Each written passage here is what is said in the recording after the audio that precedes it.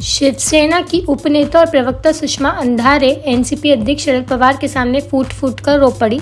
शरद पवार के सामने बोलते हुए सुषमा अंधारे ने एक किस्सा बताया कि कैसे पवार ने उनकी मदद की। यह कहते कहते वह भावुक हो गई और फूट फूट कर रो पड़ी।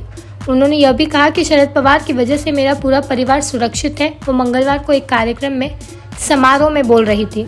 शिवसेना की उपनेता और प्रवक्ता सुषमा अंधारे एनसीपी अध्यक्ष शरद पवार के सामने फूट फूट कर रो पड़ी।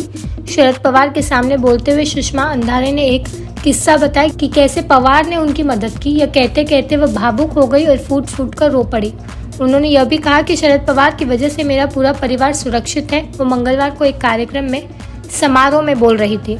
शिवसेना की उपनेता और प्रवक्ता सुषमा अंधारे एनसीपी अध्यक्ष शरद पवार के सामने फूट फूट कर रो पड़ी। शरद पवार के सामने बोलते हुए सुषमा अंधारे ने एक किस्सा बताया कि कैसे पवार ने उनकी मदद की। यह कहते कहते वह भावुक हो गई और फूट फूट कर रो पड़ी।